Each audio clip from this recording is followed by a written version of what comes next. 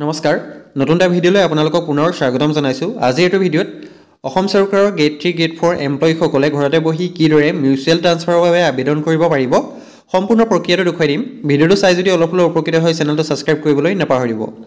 ডেছক্ৰিপশ্যনতে লিংকটো দি ৰখা হৈছে, সেই লিংকটো ক্লিক কৰিলে আপোনালোকৰ যিটো অফিচিয়েল ৱেবছাইট আছে সেই অফিচিয়েল ৱেবছাইটটো অ'পেন হ'ব। স্বাগত সতীৰ্থ বুলি আপোনালোকৰ যিটো ৱেবছাইট আছে সেইটো অ'পেন কৰি দিয়া হৈছে মিউচুৱেল ট্ৰান্সফাৰৰ বাবে। ৱেবছাইটটো অ'পেন হোৱাৰ লগে লগে আপোনালোকে হোম পেজটোত এইদৰে দেখিবলৈ পাব। আপোনালোকৰ 5টা ষ্টেপত আপোনালোকৰ অনলাইন প্ৰক্ৰিয়াটো হ'ব। প্ৰথমতে আপোনালোকে account creation and filling of application, অৰ্থাৎ প্ৰথমতে আপোনালোকে একাউণ্টটো ক্ৰিয়েট কৰি এপ্লিকেশ্যন ফৰ্মখন ফিল আপ কৰি পেলাই ছাবমিট কৰিব লাগিব। তাৰপাছত হ'ব এপ্লিকেশ্যন ভেৰিফিকেশ্যন, অৰ্থাৎ তাৰপাছত আপোনালোকৰ ডিপাৰ্টমেণ্টৰ ফালৰ পৰা এপ্লিকেশ্যনখন ভেৰিফাই কৰা হ'ব। তাৰপাছত আছে request for joint mutual transfer, তাৰপাছত এপ্ৰুভ বাই HOD, তাৰপাছত আহিব ট্ৰান্সফাৰ অৰ্ডাৰ। এই 5টা ষ্টেপত আপোনালোকৰ সম্পূৰ্ণ প্ৰক্ৰিয়াটো হ'ব। তাৰপাছত তললৈ আহিলে ইম্পৰ্টেণ্ট লিংক অপশ্যনটো পাব। তাত আপোনালোকে যিখন SOP দিয়া হৈছে সেই SOPখন ডাউনলোড কৰি প্ৰথমতে ভালদৰে পঢ়ি ল'ব। ইয়াত গোটেইখিনি নিয়ম বান্ধি দিয়া হৈছে। আপোনালোকে কি কি সুবিধা লাভ কৰিব আৰু মিউচুৱেল ট্ৰান্সফাৰ কৰিলে কি কি অসুবিধা হ'ব সেইখিনিও ইয়াত দি দেখুওৱা হৈছে। আপোনালোকৰ প্ৰমোশ্যনৰ ক্ষেত্ৰতে হওক, গ্ৰেড পে'ৰ ক্ষেত্ৰতে হওক, সকলো তথ্য দিয়া হৈছে। আপোনালোকে কিদৰে আপোনালোকৰ প্ৰমোশ্যন মিউচুৱেল ট্ৰান্সফাৰ কৰিলে চিনিয়ৰিটি বেচিছত নাপাব বা আপোনালোকৰ গ্ৰেড পে'টো কি হ'ব, এইদৰে আপোনালোকৰ গোটেইখিনি নিয়ম বান্ধি দিয়া হৈছে SOPখনত। আপোনালোকে মিউচুৱেল ট্ৰান্সফাৰটো আবেদন কৰাৰ আগত প্ৰথমতে সম্পূৰ্ণ SOPখন ভালদৰে পঢ়ি ল'ব। তাৰ পাছতে আপোনালোকে মিউচুৱেল ট্ৰান্সফাৰটোৰ বাবে আবেদন কৰিব। যদি আপোনালোকে আবেদন কৰি দিয়াৰ পাছত গম পায় যে এনেকুৱা অসুবিধাও আছে, তাৰপাছত আপোনালোকৰ বহুতখিনি অসুবিধা হ'ব পাৰে। সেইবাবে আপোনালোকে পোনপ্ৰথমতে SOPখন ডাউনলোড কৰি ল'ব। ডাইৰেক্ট লিংকটো মই ডেছক্ৰিপশ্যনত দি দিছোঁ, তাৰ পৰা PDF টো ডাউনলোড কৰি ল'ব পাৰিব। প্ৰথমতে আপোনালোকে কৰিব লাগিব ৰেজিষ্ট্ৰেশ্যন। ইয়াত আপোনালোকে অপশ্যনটো পাব ৰেজিষ্টাৰ বুলি, বা ৰেজিষ্টাৰ কৰা ডাইৰেক্ট লিংকটো মই ডেছক্ৰিপশ্যনত দি ৰাখিম, তাত গৈও আপোনালোকে ৰেজিষ্ট্ৰেশ্যনটো কৰিব পাৰিব। প্ৰথমতে ৰেজিষ্ট্ৰেশ্যন কৰিব লাগিব, তাৰপিছত লগ ইন কৰি আবেদন কৰিব লাগিব। যেতিয়া আপুনি ৰেজিষ্টাৰ অপশ্যনটো ক্লিক কৰিব, ইয়াত দেখিছে please start the registration process here. ইয়াত আপোনালোকে প্ৰথমতে ৰেজিষ্ট্ৰেশ্যন কৰিব লাগিব। ৰেজিষ্ট্ৰেশ্যন কৰোঁতে প্ৰথমতে আপোনাৰ নিজৰ নাম, সম্পূৰ্ণ নামটো আপোনালোকে ফিল আপ কৰিব ডকুমেণ্টত যিদৰে আছে। তাৰপাছত আপোনাৰ এটা ফোন নাম্বাৰ, তাৰপাছত আহিব ইমেইল ID, তাৰপাছত এটা পাছৱৰ্ড ছেট কৰিব লাগিব। ঠিক আছে, পাছৱৰ্ডটো আপোনালোকৰ লগ ইন কৰাৰ সময়ত প্ৰয়োজন হৈ থাকিব, সেইবাবে এটা মনত ৰখাকৈ আপোনালোকে পাছৱৰ্ড দি ল'ব। মোবাইল নাম্বাৰ, ইমেইল ID এইখিনি শুদ্ধকৈ ফিল আপ কৰিব। যিহেতু মোবাইল নাম্বাৰত এটা OTP আহে, আপোনালোকে মোবাইল নাম্বাৰটো ভুল নকৰিব। তাৰপাছত দেখিছে পাছপোৰ্ট, তাৰপৰা পুনৰ কনফাৰ্ম পাছপোৰ্ট কৰিব। তাৰপাছত যিখিনি টাৰ্ম এণ্ড কণ্ডিশ্যন আছে সেইখিনি আপোনালোকে একচেপ্ট কৰি এগ্ৰী কৰি দিব। ইয়াত দেখিছে, তাৰপাছত ছাবমিট কৰি দিব। আপোনালোকে ছাবমিট কৰাৰ আগত প্ৰথমতে নিজৰ নাম, মোবাইল নাম্বাৰ, ইমেইল এইখিনি শুদ্ধ হৈছেনে নাই ভালদৰে চাই ল'ব। তাৰপাছত OTP কোড ভেৰিফিকেশ্যন, অৰ্থাৎ আপুনি যিটো মোবাইল নাম্বাৰ ফিল আপ কৰিছে সেই মোবাইল নাম্বাৰত এটা OTP যাব। OTPটো আপোনালোকে ইয়াত শুদ্ধকৈ ফিল আপ কৰি আপোনালোকে ভেৰিফাই কৰিব লাগিব। মই ইয়াত OTPটো প্ৰথমতে ফিল আপ কৰি লৈছোঁ।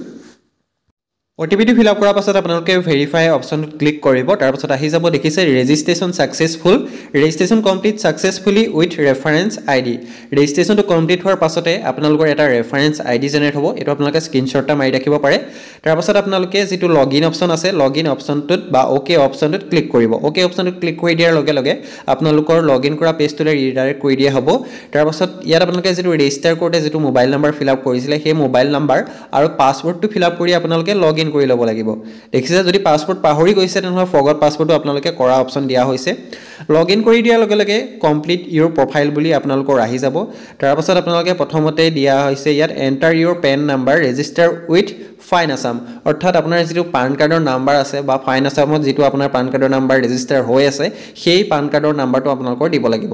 যিহেতু সকলোৰে পান কাৰ্ডৰ নাম্বাৰ এটাই থাকে, সেইবাবে আপোনালোকে নিজৰ যিটো পান কাৰ্ডৰ নাম্বাৰটো দিয়াৰ পাছত ছাবমিট কৰিব। তেতিয়াহে যিখন আপোনাৰ এপ্লিকেশ্যন ফৰ্ম আছে সেই এপ্লিকেশ্যন ফৰ্মখন অ'পেন হ'ব। ছাবমিট কৰি দিয়াৰ লগে লগে সম্পূৰ্ণ ফৰ্মখন আপোনালোকৰ সন্মুখত অ'পেন হ'ব। প্ৰথমতে আপোনালোকে বেছিক যিখিনি আপোনাৰ ইনফৰ্মেশ্যন আছে সেইখিনি ফিল আপ কৰিব লাগিব। নামটো ফিল আপ হৈয়ে থাকিব অলৰেডি। তাৰপাছত আহিব date of birth. Date of বাৰ্থটো আপোনালোকে কেলেণ্ডাৰৰ পৰা চিলেক্ট কৰি ফিল আপ কৰি ল'ব পাৰে, বা প্ৰথমতে month, date, year fill up কৰি ল'ব পাৰে। দেখিছে, এইদৰে আপোনালোকে কেলেণ্ডাৰৰ পৰা ডেট অফ বাৰ্থটো চিলেক্ট কৰিব পাৰিব, বা এনেকৈ আপোনালোকে টাইপ কৰিব পাৰিব।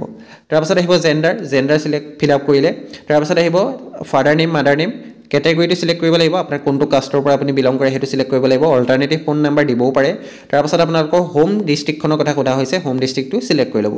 তাৰপাছত দিব লাগিব এমপ্লয়মেণ্ট ইনফৰ্মেশ্যন, অৰ্থাৎ বৰ্তমান আপুনি কোনটো পোষ্টত আছে, কোনটো ডিপাৰ্টমেণ্টত আপুনি চাকৰি কৰি আছে সেইখিনি দিব লাগিব। প্ৰথমতে আছে আপোনালোকৰ ডিষ্ট্ৰিক্ট কাৰেণ্ট পষ্টিং অৰ্থাৎ বৰ্তমান আপুনি কোনখন ডিষ্ট্ৰিক্টত পষ্টিঙত আছে সেইটো সিলেক্ট কৰিবলৈ আহিছে মই শিৱসাগৰ সিলেক্ট কৰি লৈছোঁ তাৰপিছত ডিপাৰ্টমেণ্টটো দিব লাগিব ইয়াত গোটেইখিনি ডিপাৰ্টমেণ্ট আহি যাব আপোনালোকে সাৰ্চ কৰিলে পাই যাব মই ৱাটাৰ ৰিচোৰ্চটো সিলেক্ট কৰি লৈছোঁ ইয়াত গোটেইখিনি দিয়া হৈছে দেখিছে এগ্ৰিকালচাৰ দিয়া হৈছে এডুকেশ্যন দিয়া হৈছে গোটেইখিনি আপোনালোকৰ দিয়া হৈছে ইয়াৰ পৰা আপোনালোকে যিকোনো এটা আপোনাৰ যোনটো ডিপাৰ্টমেণ্ট হয় এইটো ডিপাৰ্টমেণ্টটো সিলেক্ট কৰি ল'ব তাৰপিছত ডাইৰেক্টৰেটটো সিলেক্ট কৰিব লাগিব যদি আপোনালোকৰ নট এপ্লিকেবল অপশ্যনটো আহিছে তেনেহ'লে আপোনালোকে সেইটো সিলেক্ট কৰিব পাৰে যদি নাজানে যদি আছে তেনেহ'লে চিফ ইঞ্জিনিয়াৰ ৱাটাৰ ৰিচোৰ্চ দেখিছে যিহেতু মোৰ সেইটো হয় ডাইৰেক্টৰেট মই সেইটো বাবে সেইটো সিলেক্ট কৰি লৈছোঁ ডাইৰেক্টৰেটটো সিলেক্ট কৰি লোৱাৰ পাছতে আপোনালোকৰ অফিচটো আপোনালোকে সিলেক্ট কৰিব লাগিব আপুনি কোনটো অফিচত বৰ্তমান পোষ্টিঙত আছে ইয়াত দুটা অফিচ শ্ব' কৰিছে আপুনি যোনটো অফিচতে পোষ্টিঙত আছে সেই অফিচটো সিলেক্ট কৰি ল'ব তাৰপিছত আপোনালোকৰ ডেজিগনেশ্যনটো অৰ্থাৎ আপুনি বৰ্তমান কোনটো পোষ্টত চাকৰিটো কৰি আছে সেই পোষ্টটো আপোনালোকে ইয়াত সিলেক্ট কৰিব লাগিব জুনিয়ৰ এছিষ্টেণ্টৰ পৰা ছিনিয়ৰ এছিষ্টেণ্ট খালাচী চকীদাৰ পিয়ন ড্ৰাইভাৰ গোটেইখিনি ইয়াত অপশ্যনত আহি যাব আপুনি যোনটো পোষ্টত আছে সেই পোষ্টটো ইয়াত সিলেক্ট কৰি ল'ব যিহেতু মই খালাচী পোষ্টটো সিলেক্ট কৰি লৈছোঁ তাৰপিছত ডেট অফ জইনিংটো আপোনালোকে দিব লাগিব ফাৰ্ষ্ট জইনিং অৰ্থাৎ চাকৰিত প্ৰথম জইন কেতিয়া কৰিছিলে আপোনালোকে সেই ডেটটো আপোনালোকে ইয়াত দিব লাগিব যিহেতু নেক্সট এডিআৰিত মই জইন কৰা হয় সেইবাবে মই 2/6/2023 সেইটো সিলেক্ট কৰি লৈছোঁ কেইবছৰ হ'ল আপোনালোকৰ সেইটো ইয়াত ফিল আপ কৰিবলৈ আহি যাব ইয়েৰ অফ ছাৰ্ভিচটো আপোনালোকৰ ইয়াত আহি যাব তাৰপিছত date of joining current posting অৰ্থাৎ যদি আপোনালোকে আগতে ট্ৰান্সফাৰ লৈছে তেনে ক্ষেত্ৰত আপোনালোকে বৰ্তমান যোনটো জেগাত আপোনালোকে কাৰেণ্ট আপোনালোকে সাৰ্ভিস দি আছে তাত আপোনাৰ পোষ্টিং কেতিয়া হৈছিলে সেইটো আপোনালোকে ডেটটো ইয়াত দিব লাগিব যদি আজিলৈকে কোটো ট্ৰান্সফাৰ লোৱা নাই তেনে ক্ষেত্ৰত আপোনালোকৰ ডেট অফ ফাৰ্ষ্ট জইনিংটো আপোনালোকৰ যেটো কাৰেণ্ট পোষ্টিঙৰ ডেট আছে হেতু একে থাকিব গ্ৰেড পেটো আপোনালোকৰ ইয়াত আহি যাব নিজে নিজে তাৰপিছত পে বেনটো আপোনালোকে সিলেক্ট কৰিব লাগিব এটো আপোনালোকৰ ইয়াত দুটা অপচন আহি যাব ইয়াৰ পৰা আপোনালোকে সিলেক্ট কৰি ল'ব পাৰে তাৰপিছত দিব লাগিব আপোনালোকে প্ৰিফাৰেন্স আপোনালোকে পাঁচখন ডিস্ট্ৰিক্ট দিব পাৰে অৰ্থাৎ আপোনালোকে এক নম্বৰত আপোনালোকে যোনখনত আহিব খোজে হেখন বা বেলেগটো আপোনালোকে প্ৰিফাৰেন্সটো সিলেক্ট কৰিব পাৰে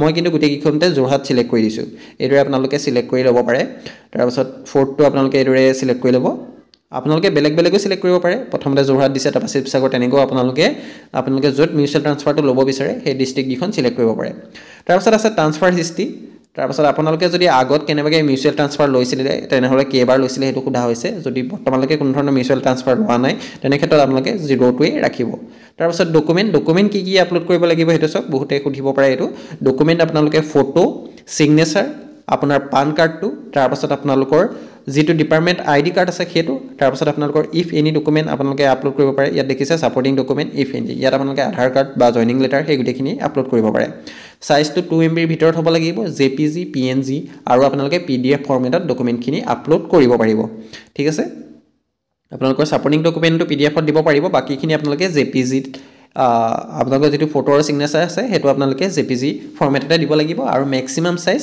2 MB ৰ ভিতৰত হ'ব লাগিব এইখিনি আছিল আপোনালোকৰ তাৰপিছত যিখিনি টাৰ্ম এণ্ড কন্ডিশন আছে এইখিনি একচেপ্ট কৰি প্ৰিভিউ এণ্ড ফাইনেল অপচনটো ক্লিক কৰি আপোনালোকে সম্পূৰ্ণ ফৰ্মখন ফাইনেল সাবমিট কৰিব পাৰিব লগতে আপোনালোকক মই বাৰম্বাৰ কৈছো ফাইনেল সাবমিট কৰাৰ আগত প্ৰথমতে আপোনালোকে SOP খন ভালদৰে চাই ল'ব সম্পূৰ্ণ তথ্যখিনি দিয়া হৈছে আপোনালোকক ইয়াত কিদৰে আপোনালোকে ট্ৰান্সফাৰ পাব ট্ৰান্সফাৰ কৰাৰ পাছত আপোনালোকৰ কি খালখনি হ'ব গুটেখিনি তথ্য SOP খনত দিয়া হৈছে ডাইৰেক্ট লিংকটো মই ডেসক্ৰিপচনত দি ৰাখিছো তাত গৈ পেলাই আপোনালোকে ডাউনলোড কৰি ল'ব পাৰিব প্ৰিভিউ কৰাৰ পাছত আপোনালোকে ফাইনেল সাবমিটটো কৰি দিব তেতিয়া আপোনালোকৰ যিখন এপ্লিকেশন আছে ফাইনেল সাবমিট হৈ যাব তাৰ পাছত আপোনালোকৰ ডিপাৰ্টমেন্ট ভেৰিফিকেশন হ'ব এইদৰে আপোনালোকে অতি সহজতে ঘৰতে বহি মিউচুৱেল ট্ৰান্সফাৰৰ বাবে আবেদন কৰিব পাৰিব যদি কিবা অসুবিধা পায় অনলাইন কৰোতে তেন্তে কমেন্ট কৰি জনাব আমি যিমান পাৰো সহায় কৰিবলৈ চেষ্টা কৰিম এনেকুৱা ধৰণৰ ইনফৰমেশনখিনি পাই থাকিবৰ বাবে আপোনালোকে আমাৰ WhatsApp গ্ৰুপটো জয়েন হৈ ল'ব পাৰে লিংকটো ডেসক্ৰিপচনত দিয়া হৈছে আপোনালোকে যদি ইচ্ছা কৰে তেনে ক্ষেত্ৰত আপোনালোকে WhatsApp গ্ৰুপটো জয়েন হৈ মোক মেছেজ কৰিব পাৰে ধন্যবাদ আজি ভিডিওটো ইমান আছিল ভিডিওটো চাই যদি অলপ উপকৃত হৈছে চেনেলটো সাবস্ক্ৰাইব কৰিবলৈ নাপাহৰিব ধন্যবাদ